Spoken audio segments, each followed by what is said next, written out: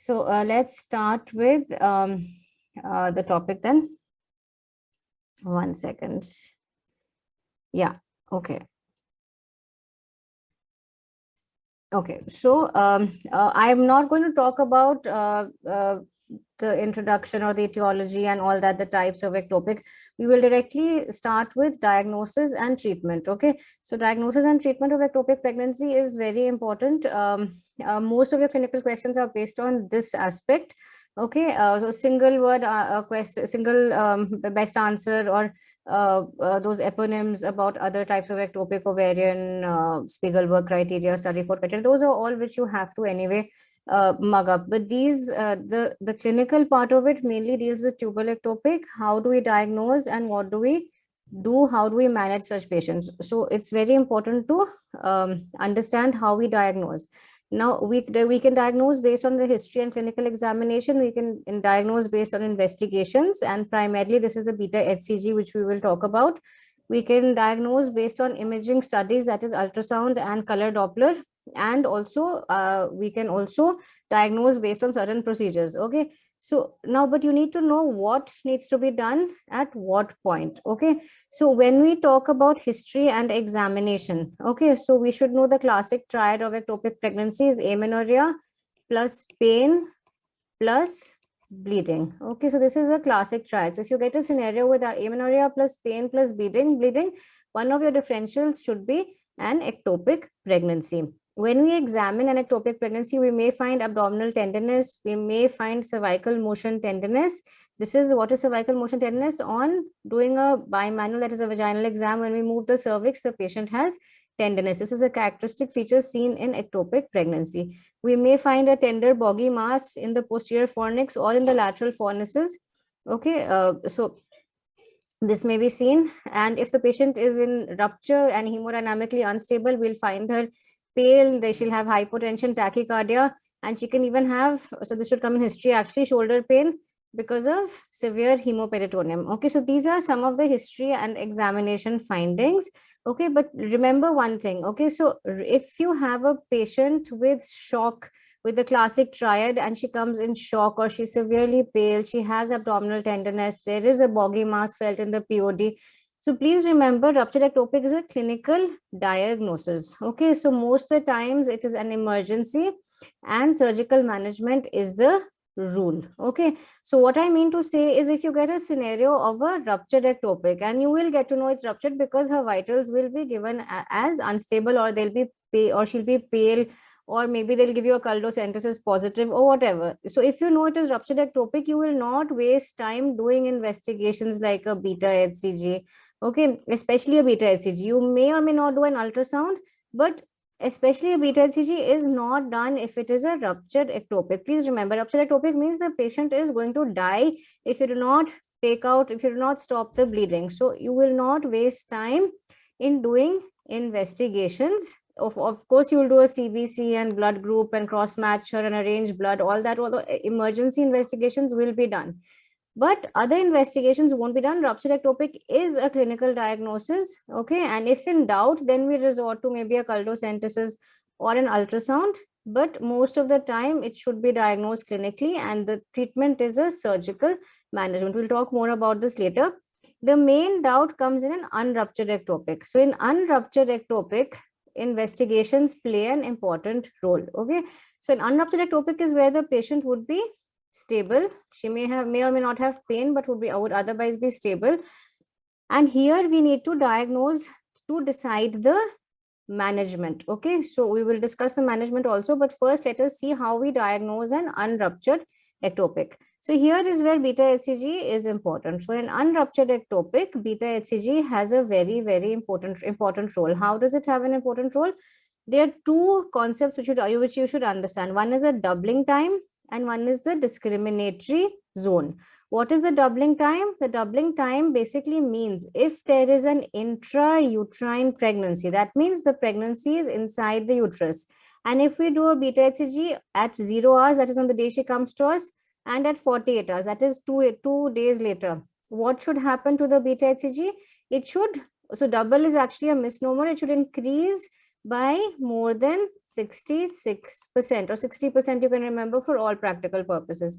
Okay, so if she comes to us with a UPT positive, pain and spotting, and we get a beta HCG, it is 100, and after 48 hours when we repeat it, it is 200. So this has doubled completely. That means it is very unlikely now that this is an ectopic pregnancy, because doubling is a feature of an intrauterine pregnancy. Am I right? Suppose after 48 hours it is 115. Okay, so the rise is only by, it is obviously less than 60%. Okay, so here we will think of other things, especially an ectopic pregnancy. This is the importance of doubling time. So remember, in an intrauterine pregnancy, the beta HCG will increase by 60% or more. The second concept is that of discriminatory zone. So whenever we do an ultrasound, okay, and when we do an ultrasound in early pregnancy, we either do a transvaginal scan or we do a transabdominal scan. Okay, sorry, transabdominal scan. So whenever we do a TVS, okay, we should see an intrauterine gestational sac once the beta HCG has crossed 1500 international units. Okay, that means if I get a patient, okay, and she comes to me, she says my UPT is positive and I get her beta HCG and done, it comes as 2000. That means I should be now, if I do a TVS on her, I should be able to see an intrauterine gestational sac. So if her beta HCG is 2000 and I do a TVS and I don't find an intrauterine gestational sac, that is when I should start getting worried. Okay, that means I'm not seeing a sac, but her beta HCG is 2000 or more than 1500. Then I should start thinking of what am I worried about? Ectopic pregnancy. Okay, the second thing is abdominal. So the discriminatory zone varies for a TVS and a TAS. TAS is an abdominal scan. Here things appear later compared to a TVS. So here the discriminatory zone is taken as 6000. Some books say 5000. Okay, Williams says 6000. That's our standard book. So anything above 6000. So if she comes to me at 2000 on TVS, I'll see a sac. But if I do a TAS, I will not see a sac. Okay, remember, pelvic organs are not easily seen on a transabdominal scan. So I'll have to, if I have a TAS, if I want to do a TAS, I'll have to wait for her to reach 6000 before I'll be able to see an intrauterine gestational sac. So same thing, if she comes to me with a beta HCG of 10,000 and I do a abdominal scan and I'm not able to see anything, again, I should get worried that this may be an ectopic pregnancy. So these are the two concepts which are very important: doubling time and discriminatory zone. I'll repeat: doubling time in an intrauterine pregnancy, beta HCG should increase by more than 60% within 48 hours. Okay, I mean after 48 hours, that is after 2 days. Discriminatory zone at a value of 1500 for TVS and a value of 6000 for TAS, we should be able to see an intrauterine gestational sac. If we're not seeing an intrauterine gestational sac, we should be looking for an ectopic pregnancy. Okay, so this is a flow chart which I have put together. Okay, so this is the classic triad, right? A patient comes to us with positive UPT plus pain plus bleeding. Okay, what do? We'll see if she's stable or if she's unstable. If she's unstable, we make a diagnosis of ruptured ectopic and we do a surgical management directly. So no wasting time doing beta HCG and all that. Okay, if she is unstable, that means if she is pale, if she has hypotension, if she has tachycardia, we directly do a surgical management. Now, if she is stable, okay, we do a transvaginal ultrasound. Okay, now what are the possibilities on a transvaginal ultrasound? Okay, we can either see an intrauterine pregnancy or we see an ectopic pregnancy, and I will tell you the signs we see in both intrauterine and ectopic pregnancy on an ultrasound. Okay, so here if I see an intrauterine pregnancy and she's coming with bleeding, so maybe I'm dealing with some sort of abortion, maybe a missed abortion or threatened abortion or something else, but at least we're not worried about ectopic, it is intrauterine. Okay, if it ends up as ectopic, if we see clear signs of an ectopic pregnancy on the ultrasound, unruptured ectopic pregnancy, we will manage her as per how we manage unruptured ectopic pregnancy, which I will come to shortly. Okay, the third scenario, there is also a third scenario, that is we don't see anything. I do a scan, she's UPT positive, but I don't see anything. That means the scan is non-diagnostic. I'm not able to diagnose anything. Okay, so this is called a pregnancy of undetermined location. And you should know this because this has come recently in your AIIMS papers, INICET AIIMS, it has come. And this is called as PUL. What is PUL? Pregnancy of undetermined location. Her UPT is positive, so I know she's pregnant. Okay, but I don't know where the pregnancy is. Okay, it may be intrauterine, it may be extrauterine, she may have aborted, okay, because she's come with bleeding, right? Or maybe she's it's a too early a pregnancy, it's less than the discriminatory zone, so it's too early to see on the ultrasound. Okay, so what should we do next if we don't see anything? Here is the role of serum beta HCG, very important. Okay, here is the role of serum beta HCG, especially in it's also important in unruptured ectopic to decide the type of mode of management. But let us deal with first what to do in the scenario where we don't see anything on the ultrasound. So we do a serum beta HCG at 0 and 48 hours. Okay, so what do we do if we do a serum beta HCG at 0 or 48 hours? We can either it doubles. Okay, if it doubles, I'm very happy. Why am I very happy? Because now I know it's an intrauterine pregnancy. So what do? I call the patient maybe after a week or 10 days, or once I repeat her beta HCG after a week, and once the beta HCG crosses the discriminatory zone, I repeat an ultrasound and I see the pregnancy, right? So I'm very, very happy. Okay, a smiley face. I'm very, very happy if it doubles. Okay. If it falls, okay, so say her beta HCG was 100 and now it's fallen to say 80, okay, or 75. Basically, there's more than a 15% fall. Remember this number, 15%, remember this number, 60%. So if there's a fall, also I'm relatively relaxed. I'm not that tense, because this means that wherever the pregnancy was, it may be intrauterine, it may be ectopic, it's too low a beta HCG for me to see on the ultrasound, but I'm happy because the beta HCG is falling by itself. This is called a failing pregnancy of undetermined location. Okay, am I clear?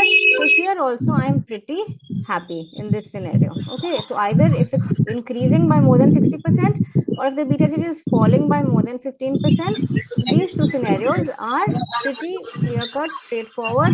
Here it is an intrauterine, here it is whatever it is, maybe an ectopic also, but it is failing. So what do? I keep her on weekly beta HCG. I keep checking every week till it becomes 0. Okay, this is that all that needs to be done. Okay, but now there's a third scenario, that is a suboptimal scenario. This is a very scary or a sad situation for both the patient and the doctor, because we don't know what it is, right? So it could be either increasing, okay, or decreasing, but the increase is less than 60%, or the decrease is less than 15%. Okay, in both situations I'm now worried, because here is where I can be dealing with a suspected ectopic which may rupture at any time. Okay, so what should I do now? Here is very ectopic. So what should I do here? Also, I will now keep doing a weekly beta HCG. What will I find? Either it reaches the discriminatory zone. Say it was say when she first came to us, it was 500. Then after a week it became 700. Then after a week it became 1500. It may have doubled here, but whatever. After 1 week, if I find it's reached the discriminatory zone, I will repeat a TVS. Okay, and I will, if I find it's intrauterine, very good. If I find it's ectopic, I'll be able to see the ectopic. So basically, the discriminatory zone, if it's reached, we should be able to see an intrauterine gestational sac. If we don't still see anything, again, we follow the protocol of continuing doing weekly beta HCGs. Now, till how long do we keep doing this weekly beta HCGs? We are still not seeing anything. So if for 3 consecutive weeks we find there is suboptimal rise, fall, plateauing, we repeat TVSs, and we may actually see an ectopic pregnancy, features of an ectopic pregnancy. We may also find that there is nothing. Beta HCG is there, but it's too small a thing to see on the ultrasound.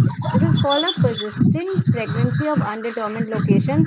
And here there is a role of giving injection methotrexate. What does this do? This will kill off whatever villi, chorionic villi is there, whether it's intrauterine or ectopic.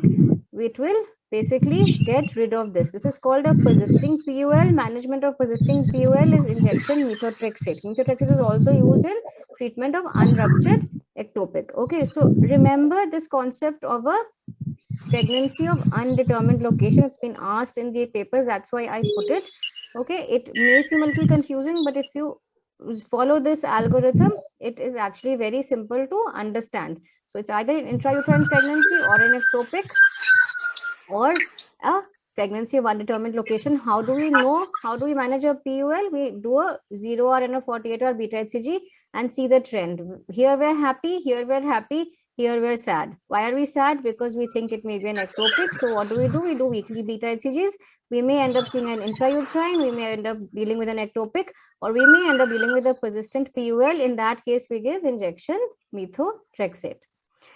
Okay, now coming back to the second thing. So that was beta HCG. I hope the role of beta HCG is now clear. Okay, and its role is only in unruptured or in a stable patient who comes with the classic triad of pain, amenorrhea, and bleeding. Now, sonographic findings in an intrauterine pregnancy. So before I tell you about ectopic, you should know the normal sonographic features in an intrauterine pregnancy. What are those? At when do we see a gestational sac? At 5 weeks on a TVS. Okay, then we see at 5.5 weeks we see a yolk sac, and at 6 weeks we see a fetal pole with cardiac activity. So see this is the scan, this is the gestational sac. This will appear at 5 weeks. I'm talking about intrauterine. Please remember, this is intrauterine findings. You need to understand intrauterine before we go to ectopic. Then comes this structure. This is the yolk sac. This comes at 5.5 weeks, and this is the fetal pole with cardiac activity. This comes at 6 weeks. Okay, the other signs of intrauterine pregnancy, you can just remember these names: intradecidual sign, double decidual sac sign, double bleb sign. This came in the last INI-CT. Okay, and I'll just tell you what this is.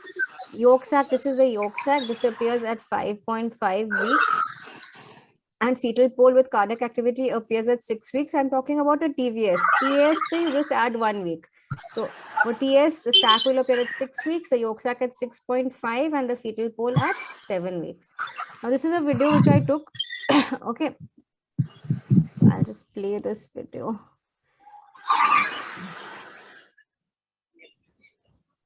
Just a minute.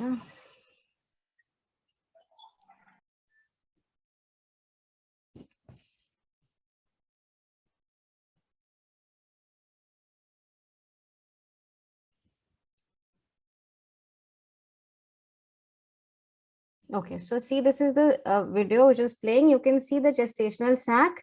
Okay, this is the fetal pole. So if you look carefully, there is cardiac activity, and you can see the fetus is in a amniotic sac. Okay, this is the amniotic sac. Okay, you can see that faint line, and this is the yolk sac. This is called a double bleb sign. Okay, so this is the sac. This is the amniotic sac which has the fetus, and this is the yolk sac, and this is called a double bleb sign. All right, so this is a sign of an intrauterine pregnancy. Now, in an ectopic pregnancy, especially an unruptured ectopic, these are where you get all your questions from. Okay, so what do we see? We see a pseudosac. We may or may not see a pseudosac. What is a pseudosac? This is a pseudosac. Can you see? Remember the picture of the gestational sac? How nicely defined and round it would be seen like something like this. It would have been eccentric. It would have been very clear, round. It would have a fetal polar yolk sac or something inside, as against a pseudosac. See how it looks like? It's less round. It is more central in the cavity, and it is nothing but fluid inside the endometrial cavity. So this is a pseudosac. This is seen in ectopic pregnancy. This is a tubal ring sign. So this is the ovary. This is the tube. It's like a ring, right? So this is a ring. It's called a tubal ring sign, okay, which is basically seen in ectopic pregnancy. Okay, a blob sign or a bagel sign. Okay, you've all had seen how a bagel looks like. Okay, so it's that same tubal ring looking like a bagel. A bagel is a type of bread which looks like a donut. Okay, so this is a bagel sign, and a blob sign, basically the same thing, but you just see a lot of haziness. Okay, that is called a blob sign. Okay, or you may actually see, okay, sorry, all these annotations are there. Just give me a minute, I'll try removing them so it becomes easier.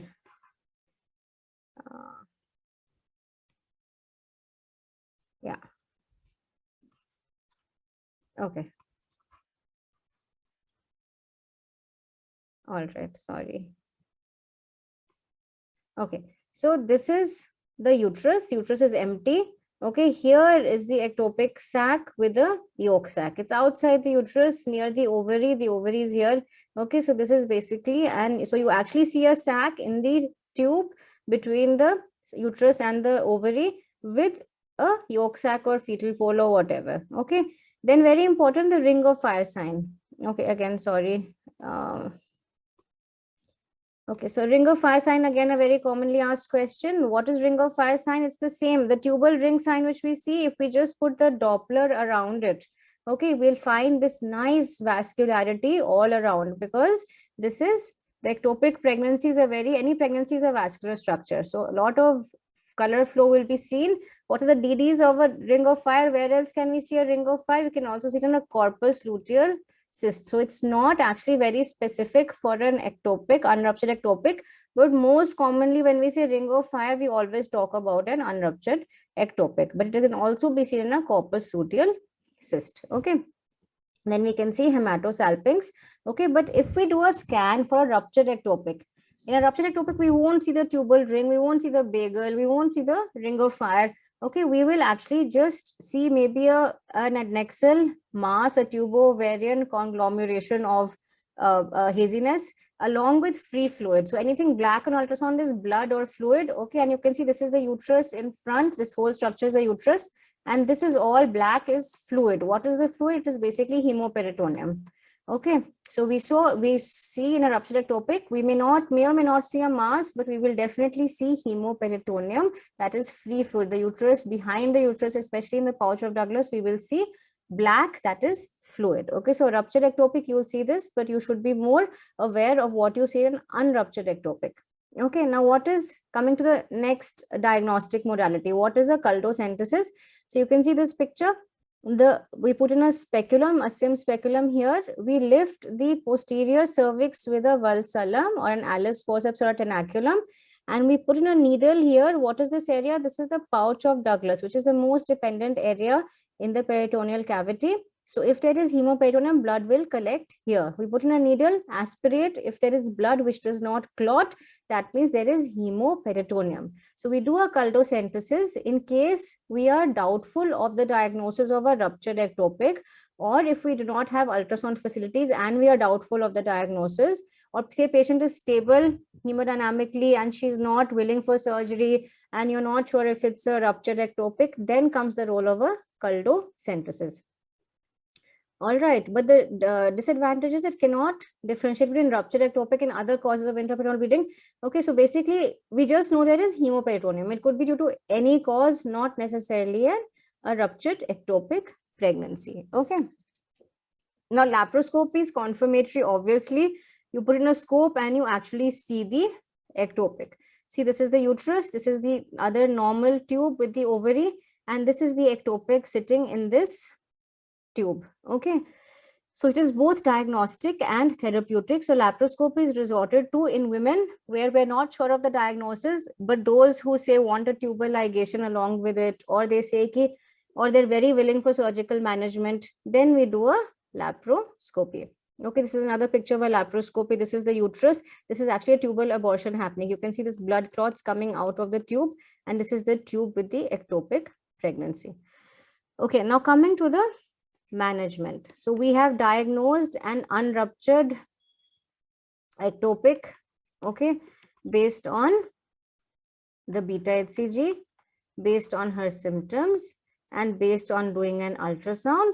Okay, and what do we come at now? What do we do now? We have to decide how to manage this patient. So there are three ways of managing: either do an expectant management, either do a medical management, or do a surgical management. What is expectant management? Expectant is only for clinically stable asymptomatic women. That means she has no symptoms, and by that I mean she has no pain.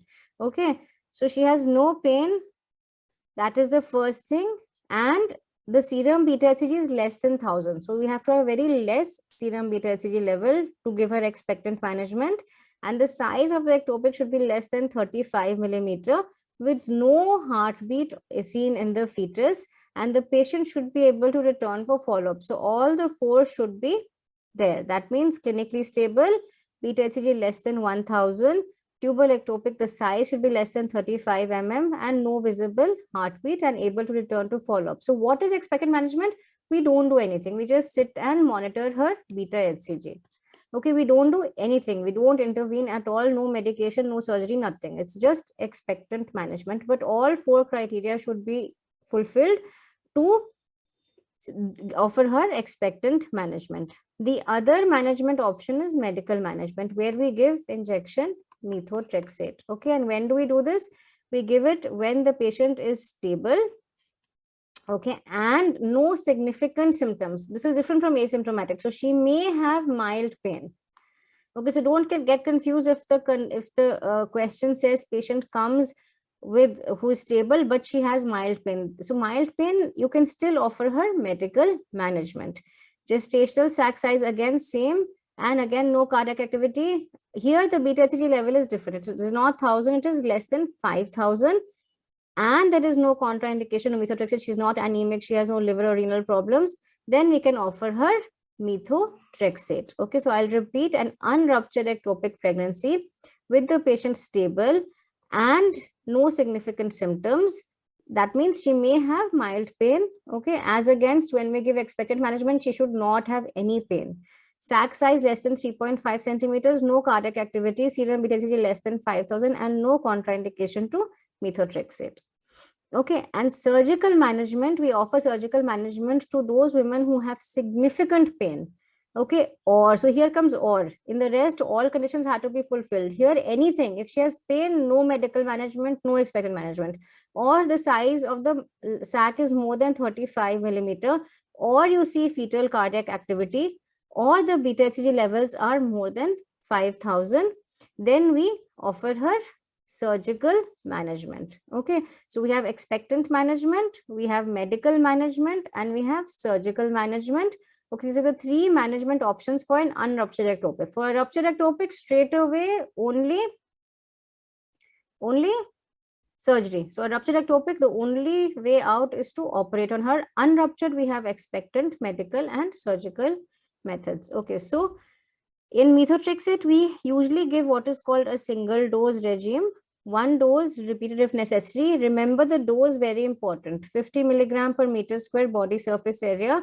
We do serum beta HCG on day 1, day 4, and day 7. Okay, if the serum beta HCG does not decline by more than 15%, we can repeat the methotrexate, and it becomes similar to the multi-dose regime. So multi-dose regime is like the molar pregnancy regime. Day 1, 3, 5, 7, where we give leucovorin also in between. Okay, and so basically we give day 1, we give methotrexate. On day 3, before giving the next injection, we check the beta HCG level. If the decline is less than 15%, we give her another dose. Same on day 5, we repeat. If it is less than 15%, we give another dose, and we can give a maximum of 4 doses. Okay, so this is the multi-dose regime, but usually a single dose suffices if your criteria, if your patient is properly selected, that is the beta HCG is less than 5000, less than 35 mm sac, cardiac activity absent, willing for follow-up, no contraindications to methotrexate, and no significant symptoms. Single dose is sufficient. Okay, now surgical management, we have, again, as I said, ruptured ectopic, salpingectomy. That means this is the tube, you cut off the whole tube. This can be done either by a laparotomy or a laparoscopy. If it is an unruptured ectopic, okay, so laparotomy is preferred in a ruptured ectopic if the patient is hemodynamically unstable. That means she has hypotension, tachycardia. Laparoscopy will simply be wasting time and is also contraindicated in a patient who is hemodynamically unstable. Laparoscopy we can do in a ruptured ectopic also, as long as the patient is hemodynamically stable.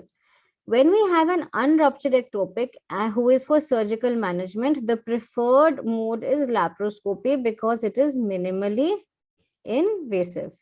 Okay, and here we have 2 options. We can do a salpingostomy or a salpingectomy. What is a salpingostomy? This is a salpingostomy. We give an incision on the anti-mesenteric border. This is the broad ligament on the opposite side. That is the anti-mesenteric border. We give an incision and evacuate all the products. Okay, this is called a salpingostomy. So this is done in women who want to conserve the tube. Say a woman who's infertile, or she's come with her first pregnancy as an ectopic. You want to conserve the tube. The tube, it's a small ectopic. You can do a salpingostomy as against a salpingectomy, where we remove the entire length of the tube. And a salpingectomy in an unruptured ectopic is preferred when say the woman is para 3 living 3. She's like, I don't want more children. So you will not do a salpingostomy because that will increase the risk of ectopic again. Okay, so she says, I don't want more children, do a salpingectomy. Okay, she wants, or suppose this is the second ectopic she's come with. Previously also ectopic was in the same tube. So recurrent ectopic in the same tube, prefer doing a salpingectomy even in an unruptured ectopic. The tube, the entire tube or a large unruptured ectopic. Okay, so extensive tubal involvement, prefer doing a salpingectomy. Or if she says she's undergone tubal ligation previously and she now comes with a ectopic at the site of tubal ligation. Tubal ligation is a risk factor for ectopic pregnancy. Then again, we will remove the entire tube. Okay, so I will share the link of this on YouTube. There's a video showing laparoscopic management of ectopic, and I will. This is the link which you can access on my channel. I will share this on the group also, and you can go through this. Okay, so just to recapitulate what we've discussed, and then we'll end with a few MCQs. We have history, examination, investigations. Here, it could be either an unruptured ectopic or a ruptured ectopic. If it is unruptured, we do expectant management, okay, or medical or surgical, which we've just discussed. If it is a ruptured ectopic, directly surgical management, which could be a laparoscopy if the patient is stable or unruptured, or it could be laparotomy in case the patient has a ruptured ectopic and is unstable.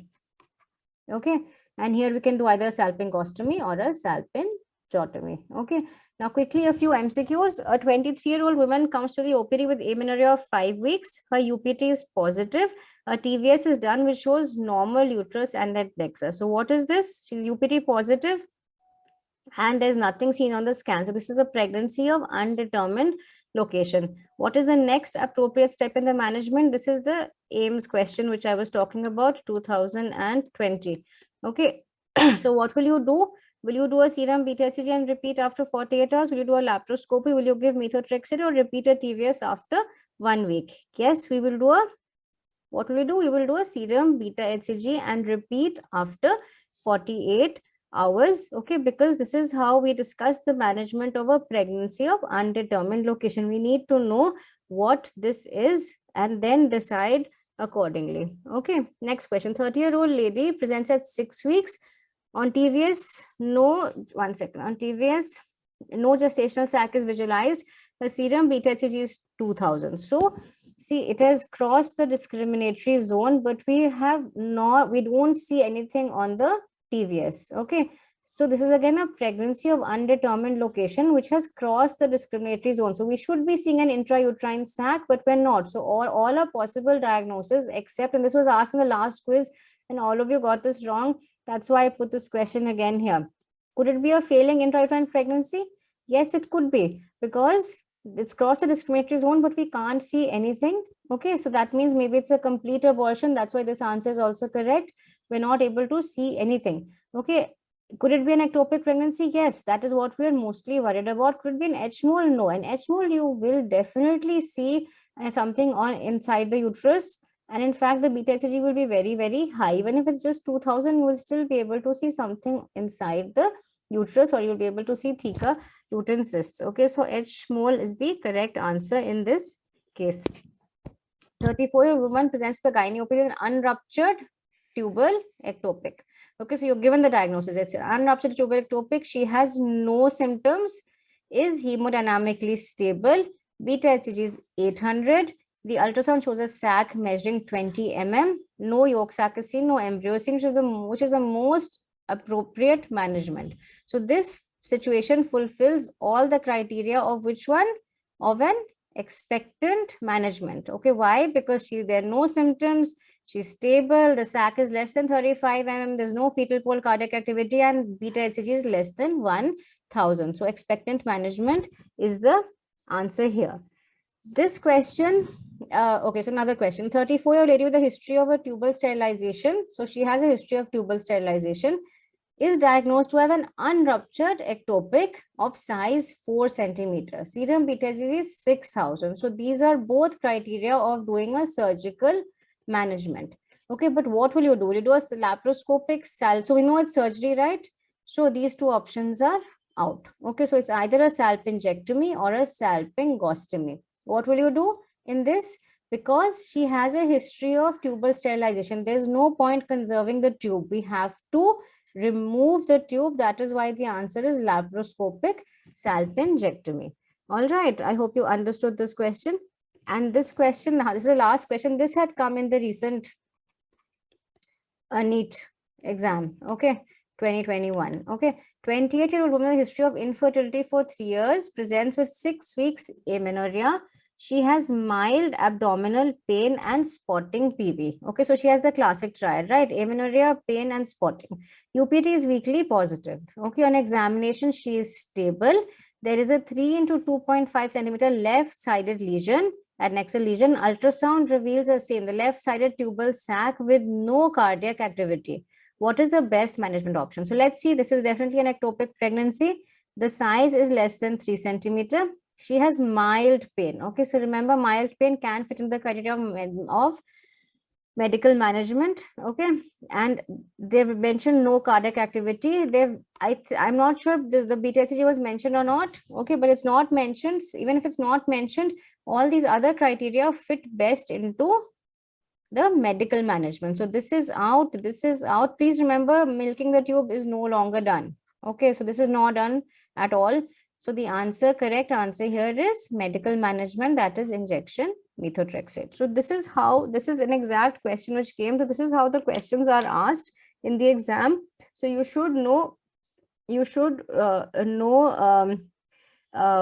management, when you will do medical, when you will do surgical, when will you offer expectant management. And very, very importantly, which most of you get wrong, is beta HCG has no role in a ruptured ectopic pregnancy. So if you have a clinical scenario of rupture, there's no point doing a beta HCG. You're just wasting time. That's very important to understand.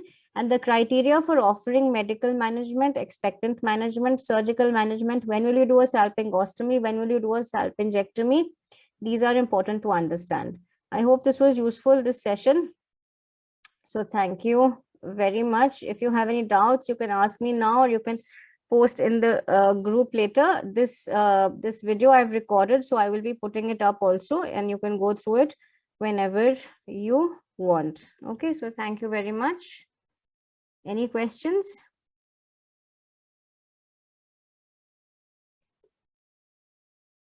You can ask me, unmute, or you can put in the chat box. If not, then we'll end the session here. So thank you all.